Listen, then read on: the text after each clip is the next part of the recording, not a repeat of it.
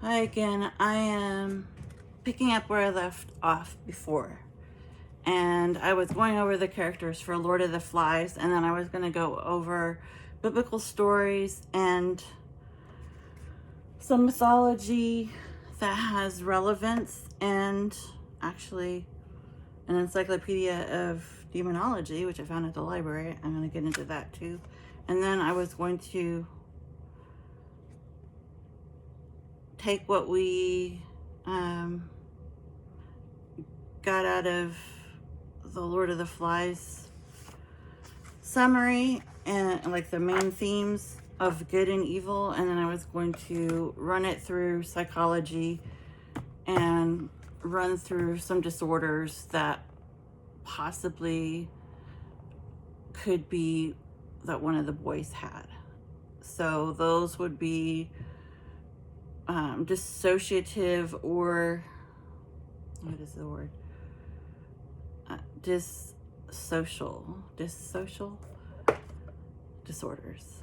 And then I probably will go through personality disorders, and if I have time, attachment styles. But I might have to make this into two parts because attachment styles alone are like, it's deep.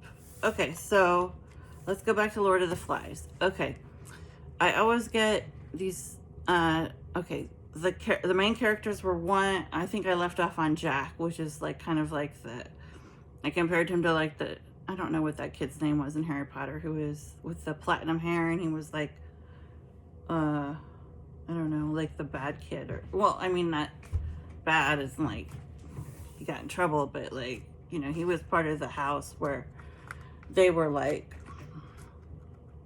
more on the dark side, you know, give it like a Star Wars context. He was like the dark force, and then Harry Potter and his friends would be more like, you know, the powers of good. So Draco, was his name Draco? I don't know. Anyway, that's what this kid Jack's kind of like. He even like it's described that way, like he has fair hair, and there's always the hero and the anti-hero, so I guess he'd be the anti-hero. So the hero of the whole story is named Ralph. So I know it's not a very like macho name, but Ralph is, I guess you'd say, like you know how we all have a conscience where we like tells us like internally when we're doing something right or wrong, and we can choose to either go with it, well, our intuition, but it's more like your God conscience, or we can listen to it and probably save ourselves a lot of trouble. So Ralph is a lot like that. He's like who everybody naturally picks immediately as a leader, because Ralph is always steady, organized. He has, you know, he's one of the more mature boys, you know, in terms of age and experience, and he has a lot of common sense. So, and he's very fair, and he's very good delegator. Like he doesn't lead trying to be like a leader who is in control. He's more like he's in charge, but he delegates things so everybody's involved. He likes to keep it like, I guess, democratic or whatever. So that's him. Then Piggy, I guess it's his nickname. I can't remember what his real name is. Now he stands for the intellectual.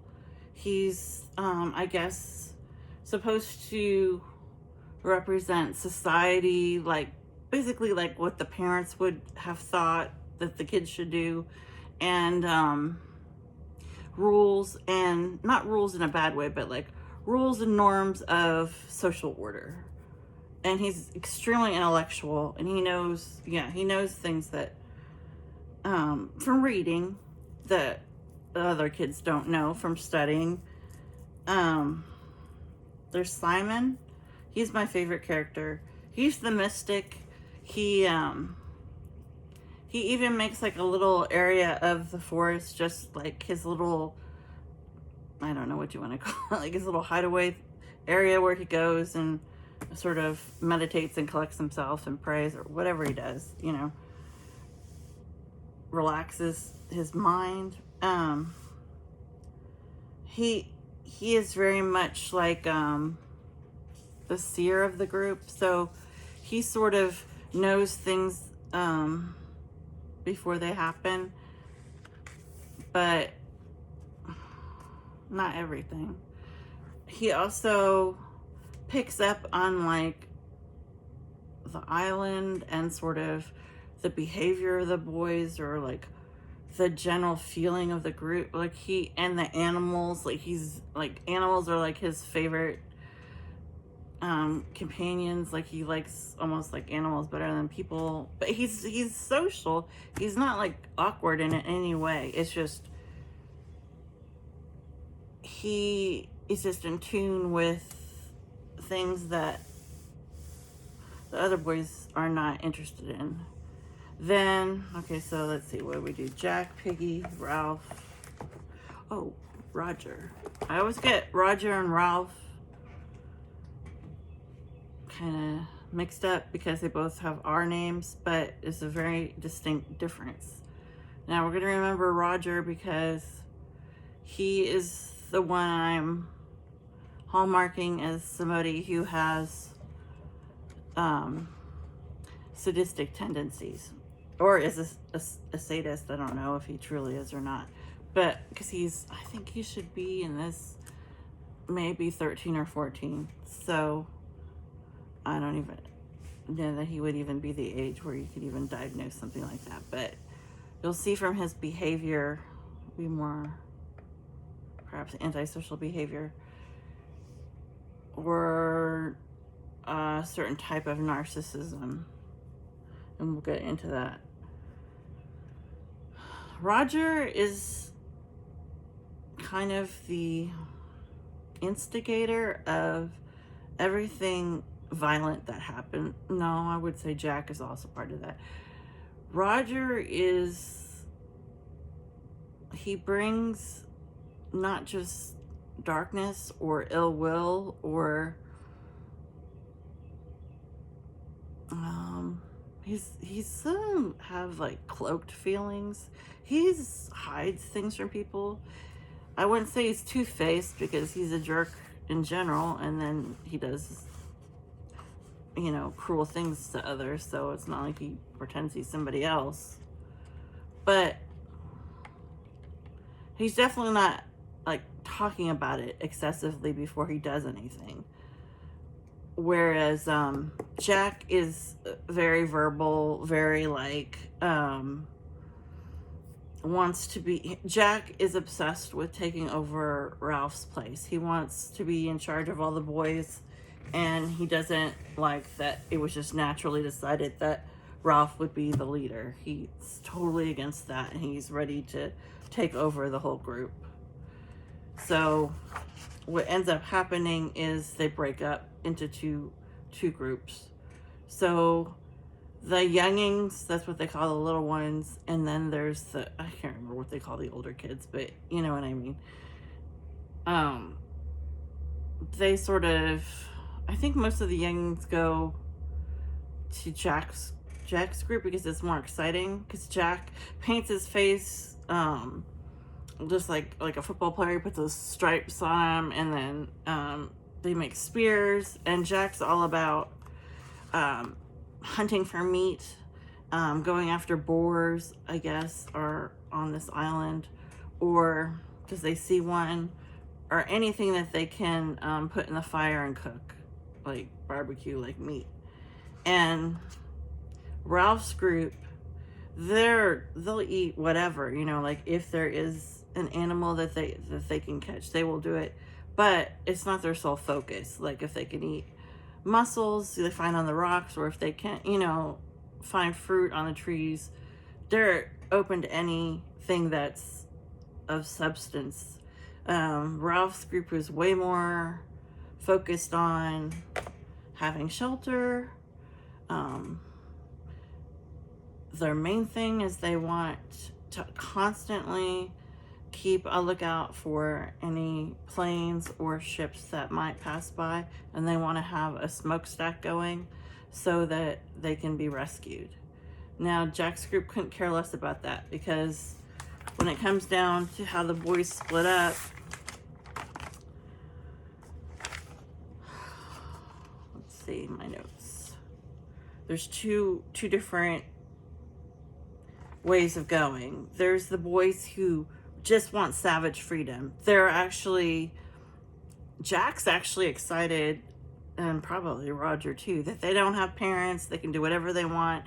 They don't want to go back to society. They don't want to go back to their school where they had to wear stuffy uniforms and, you know, stay inside and do a bunch of things they didn't even really want to do. They're interested in being savages and being free to do whatever they choose to do.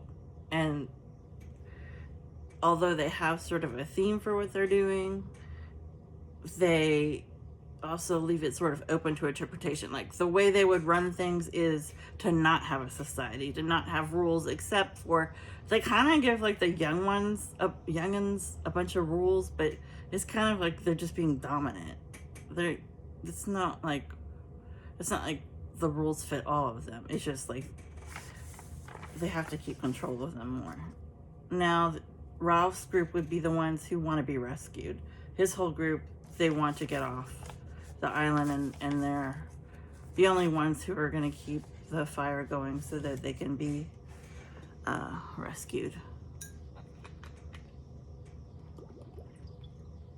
They've like designated a couple places on the island where they think that their smoke there's less trees or whatever, like obstacles in the way. So that's where they go, run up this hill, mountaintop, whatever, to, I gotta stop saying whatever. That was like the fourth time I said it. Okay. They go up and start the fire, and because they think that that's where the smoke will most likely be seen. All right, Piggy wears glasses, and that's super significant. They're like spectacles. That's like his thing. He can't see without them. Simon is on Ralph's group. Remember, Simon's like the mystic. And what ends up happening is, well, first I'll talk about the psychological disorder. What I think possibly Roger has is sadism, because he's not just a bully. That's what he seems like at first, but he actually is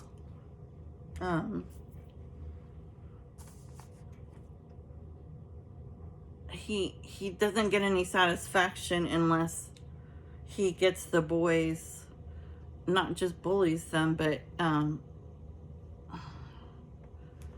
he wants them to, I mean, basically be in pain or suffer. Like, if they don't, that's what he likes, hurting people. Like, it gives him pleasure because it gives him like a dopamine rush of being powerful or being over them. Like, that makes him feel the best. So he's more than a bully. So sadism would be,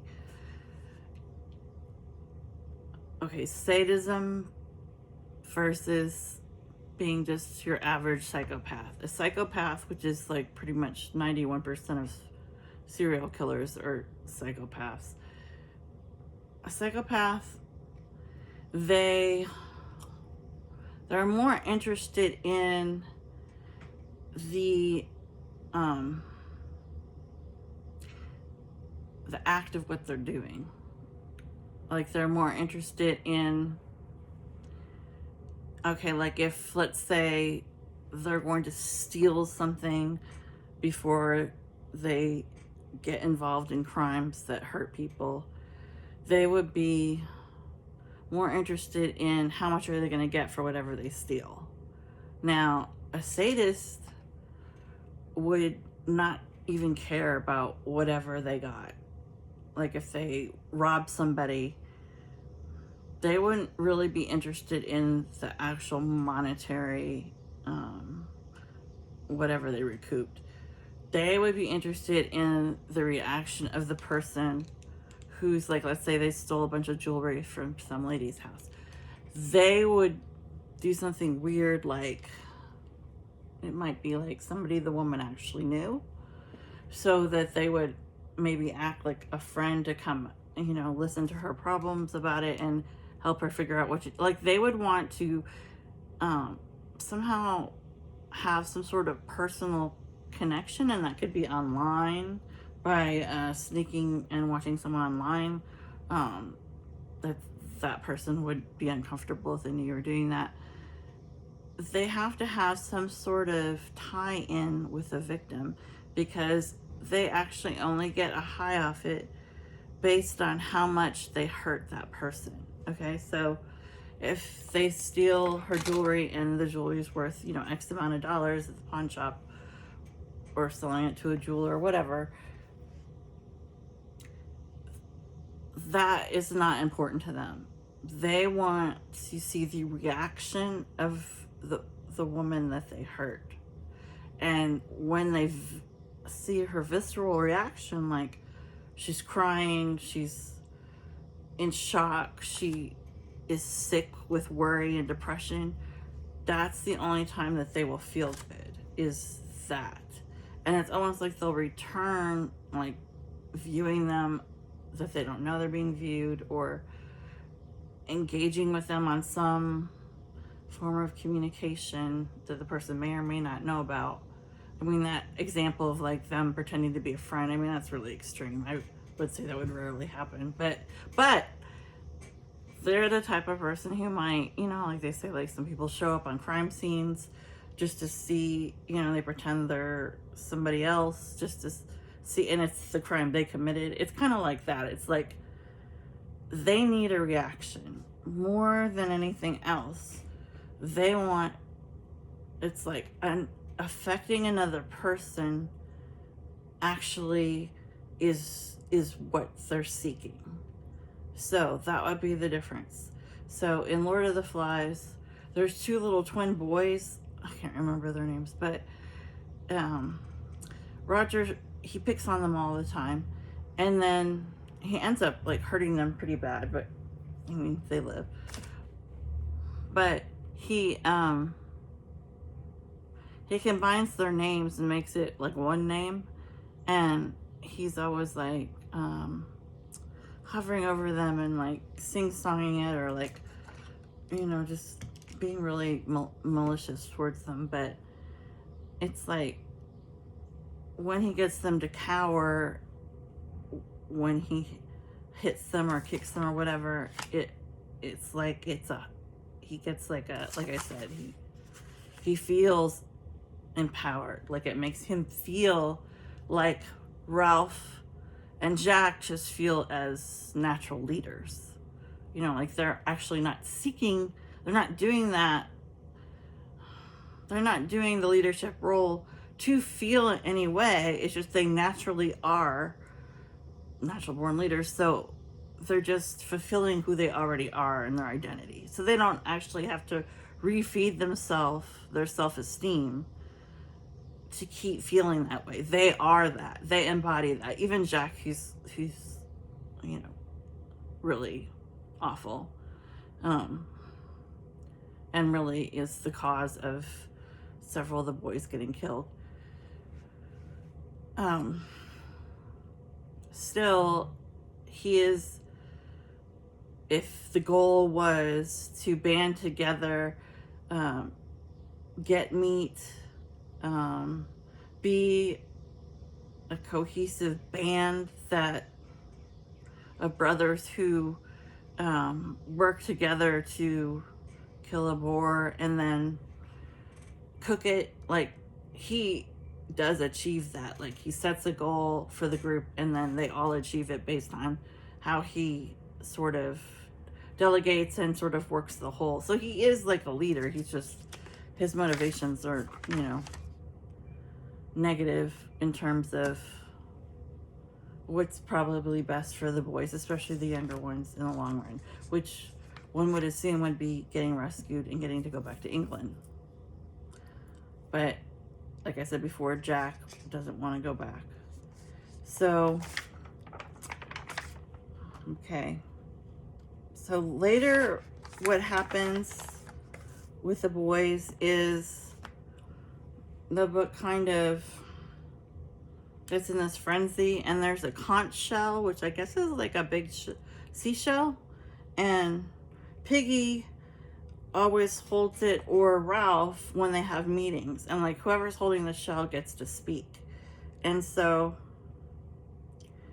at one point things are getting so bad between all the boys combined, like they're barely, both groups are barely speaking to each other, that they kind of as a group, maybe not Ralph's group so much, get Piggy's glasses and mess them up so he can only see out of one lens. And then later they crush his glasses. And that's when that sort of symbolizes like the end of civilization, right? Because they're not, now he can't see, and he was like kind of, everybody stands for something, like as a metaphor. It's very much like 1984 in that way, where like everybody is a symbol for something. So Piggy is basically the symbol for rational thought. So Roger goes up on this hill, and while Piggy's getting upset about his glasses and scurrying around on the sand trying to find them on the beach, because they're always on the beach. Well, in these scenes they are. Like pivotal scenes are usually on the beach or up in the brush, is that what you call it? The greenery. And Roger finds some enormous boulder, and he kind of does like, and I remember this scene so much in Snow White when I was a kid, on the Disney Snow White. I was like, oh, I think it's the Wicked Witch or whatever she's called. I don't remember what she was called, but she holds like, she goes up, Snow White's walking by, and she goes up to a boulder, and then she takes some sort of like big stick, and she lodges it to move the boulder, and it misses Snow White, of course, because she's the head of the story. But in this instance, it crushes Piggy and he dies. So that's, I think that's death one. There's another boy in the group who, he kind of goes mad from the stress of everything. And I don't know if he gets, I can't remember if he gets some sort of tropical disease, or if it's just, they try to control him and he's out of control, and then he ends up getting hurt some way. But it has something to do with like the games Jack is making them do. So there's 2 deaths. And then the third one is the worst one, which is, okay, which is Simon. So a lot of books, like, and literature have, I wouldn't say a lot, I'd say a decent majority of classics have a tendency to have Christ-like figures in them, where there's a character who, that's what they represent, sort of like the Christ consciousness in the story, and that is what Simon is.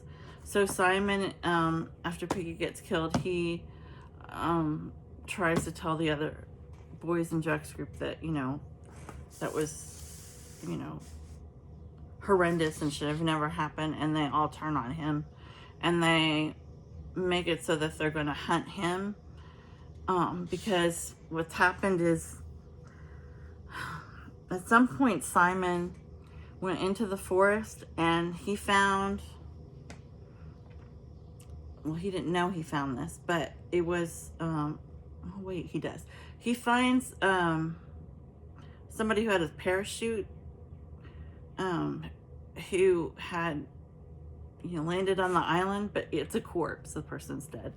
And the boys for the past couple of weeks have been freaking out, especially the younger ones, because they think that the island's haunted, and there's a beast, a creature that is out to get them and eat them. And what it turns out is that the parachute, when it makes that noise, because it's hanging from a tree, when it makes that noise, it's oh, what do you call it? It's like the wind goes through it, and it makes this howling noise. So they think that that's an animal, but it's just the flapping of the fabric. And Simon finds that, and he goes to tell the boys, like, hey, there is no monster. With, you know, he's going to tell them what it really was. In the meantime, the boys themselves from Jack's group have all cut off the head of the pig that they killed, and they put it on a sharpened stick. So they, you know, just crush it on there, and it's, you know, got all the blood, and then there's flies coming and getting all over it. So they all call that the pig head. They start calling it, you know, that that's the monster, and that's who they need to focus all their anxieties on, and they're leaving the head for whatever this creature is as an offering. Like, it's like an offering so it'll leave them alone. And that ends up being called Beelzebub, the actual head of the wild boar. So the boys are all into giving, you know, like a killed sacrifice to whatever they think this thing is, this beast. And when I looked up Beelzebub, such a crazy name. Well, at first it shows this weird fly, but it's supposed to be like half fly, half demon body. And it's actually supposed to be one of the greatest demons in hell. That some have even thought it was Lucifer, and it's supposed to have come out of the Bible kind of when Solomon had his reign, that he didn't have anything to do with it. It's just that during the time that he was king, a neighboring group, including, I think, Jezebel, who's one of the villainesses in the Bible, they all start worshiping this deity called Baal, B-A-A-L, and they give it child sacrifices, and then they also they just do all this crazy grotesque stuff to honor it. So apparently this Beelzebub is supposed to have been also invoked in that. So let's see what else I was going to say about that.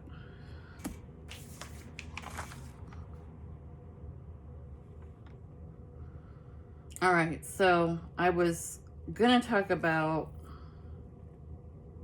the figures in the Bible that would be considered kind of in the same kind of dark, egotistical, self-serving pattern and violent, like Roger. And the ones that I came up with were Herod, King Herod, because of course he was the one who famously, when Jesus was about to be born, said that all newborn, am I saying Jesus? Was it Jesus? No, it was on Moses. There was another king who, during Jesus's time, it might even have been his grandson, I can't remember, but declared that. So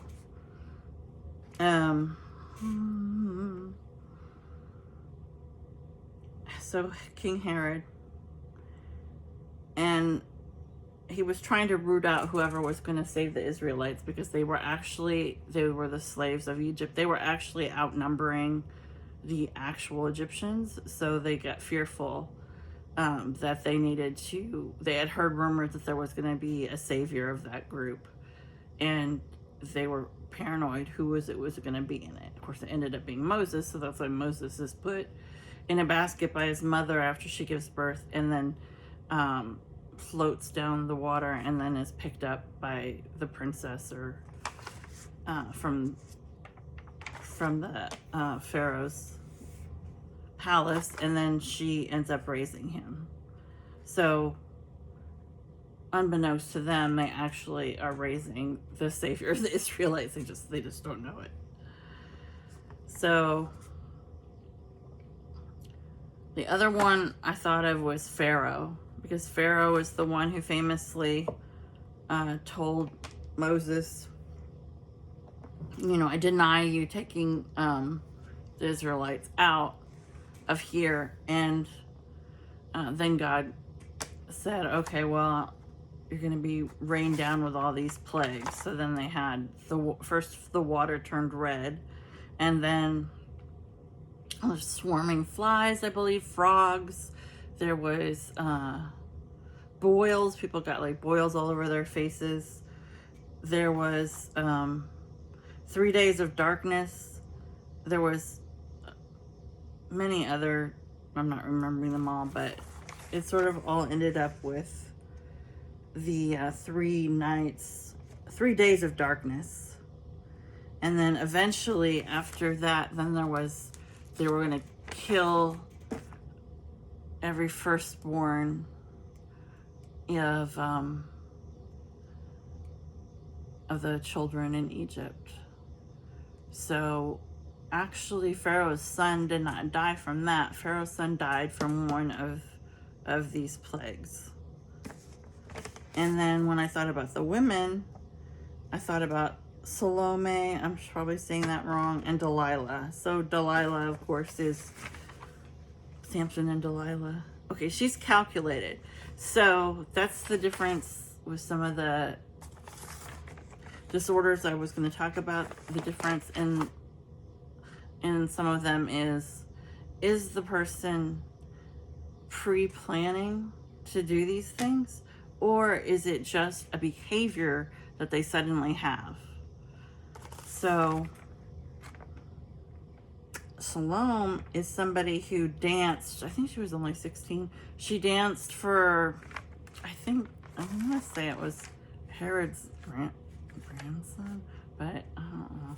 But she did this sort of come hither belly dance or something, and she was, I guess magnificent at it. And he gave her, in front of all his subjects, he said, carte blanche, whatever you want. What do you want? You can have half my kingdom. You can have this, you can have that. And she said she wanted, first she goes up to her mother and she asks her mother, what should I ask for? And her mother tells her, you want the head of John the Baptist on a platter. So that's done, and she's given his severed head on a platter. So not a very good person. But she's considered more, it was not pre-planned. It was just like she would be more like a histrionic. It's like history, but it's got onic on the end, so it's histrionic disorder, which that's like you want a lot of attention. You're usually highly sexualized. It's kind of like parts of bipolar, but not the actual bipolar, but it has characteristics of it. It's very attention seeking, so it gets mixed up with borderline personality disorder a lot. So she would definitely be considered more like that. And then Salome, I don't know what you would call her. Herod is a sadist, I think. And Pharaoh, for sure, is just a narcissistic personality. He's just ego-driven. All he cares about is being superior, and he doesn't want anyone to tell him. Nobody can be the leader but him. And then if you compare Delilah would be calculated. And she's somebody who plans, like, to the letter Samson's demise. You know, she befriends him, or, you know, more than befriends. She romanticizes him into a sexual relationship, and then she tries to get him to tell her what is it that makes him the strongest man on earth. And eventually he does tell her, he tells her that it's his hair.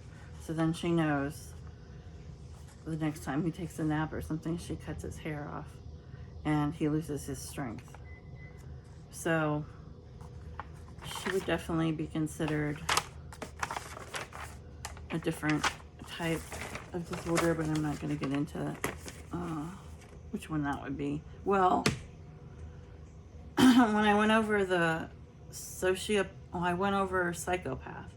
The difference between a psychopath and a sociopath is sociopaths are usually considered antisocial, so they would be under the bracket of like conduct disorder.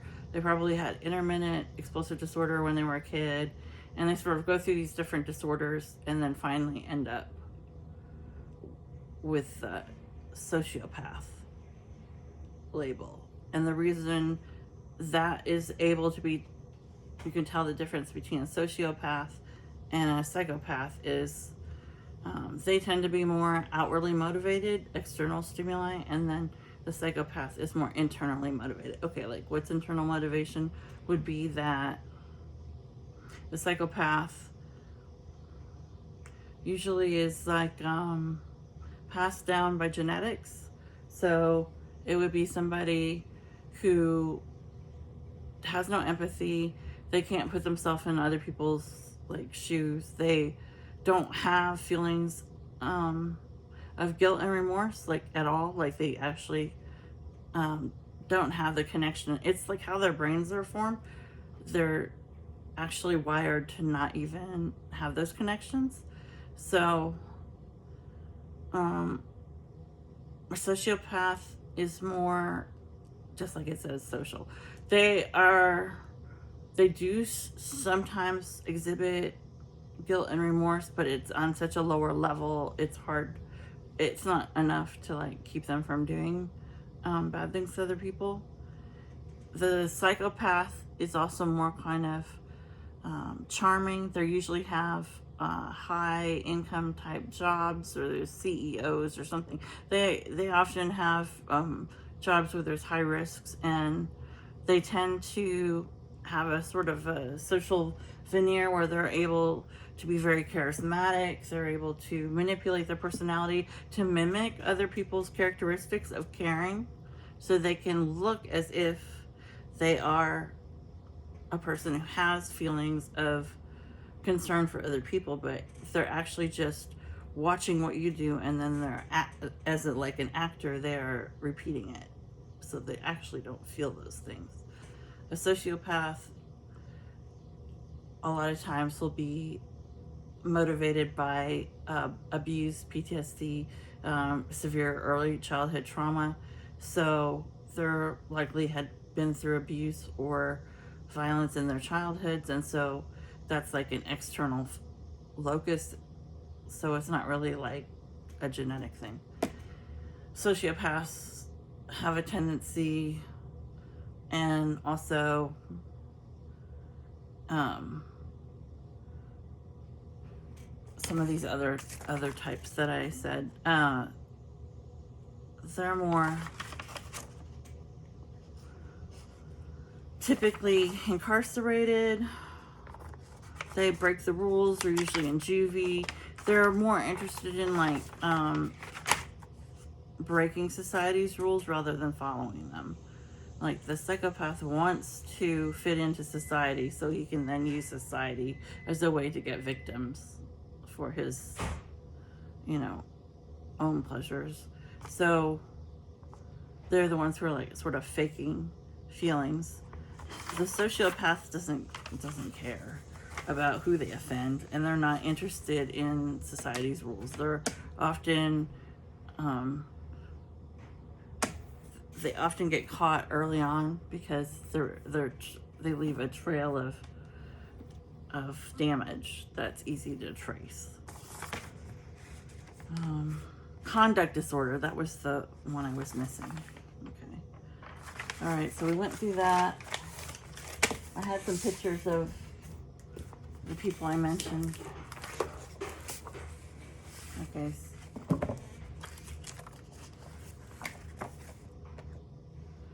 So like how I was gonna address it is like Bathsheba, who was in the Bible. She's somebody who, I mean, she's just a gorgeous woman, right? But she didn't actually have any, like, she caught David's attention and they ended up having an affair that, you know, cost him, well, it cost him a lot, really. I mean, just his favor with the Lord was it kind of ruined his special standing, though later the Lord took him back. But he actually had Bathsheba's husband killed in war. So like, it's like basically caused, like, you know, the person who had killed Goliath to actually sin so much just because of wanting her. But the whole point of that is that Bathsheba didn't have any, she wasn't like Delilah, like, or even Salome. Like, she wasn't trying to do anything to him, right? She just was attractive. That's all she was. So that's kind of how you can tell the difference. Usually people have disorders, they, especially the cluster B personality disorders, they always have an unconscious or internal focus of what it's like they're trying to get something out of you if you're the person that they're codependent on. Like, they have, or you're their victim, like, they have a preconceived idea of what they need from you. Like, if you have borderline personality disorder, you usually have, like, poor boundaries. You get overly attached to people early on. You get intimate with people way too early, and then just sort of make up in your head, like, who you think they are, rather than, like, get to know who they really are, and then get devastated. You're constantly fearing rejection or thinking you're going to be abandoned. So then you have, like, a reaction of hysteria or drama and pestering a person and being very, like, aggressive. But they haven't really done anything to you. It's all based on, like, how you perceive them. So it's more like it's coming from you. I'm not going to show you pictures out of this book. I'm just going to post them online because it's this amazing pictorial Bible book, but it's too big. I'll show you.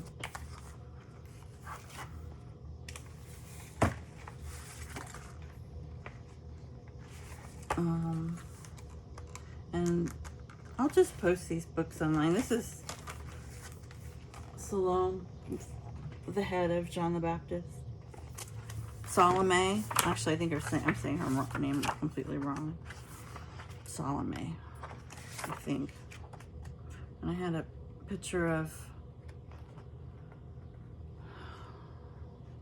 Jezebel getting thrown out the window, but I can't find it now, so I'll post that also on, oh, here's Delilah and Samson. All right, well, I'm going to stop here because if I go into any more of this, it's just going to turn into a ridiculously long video. So I'll do another one where we just go over attachment styles. I'll probably relate it to a film or a book because that's just how I do it. And I guess that'll be it. Okay, have a good night.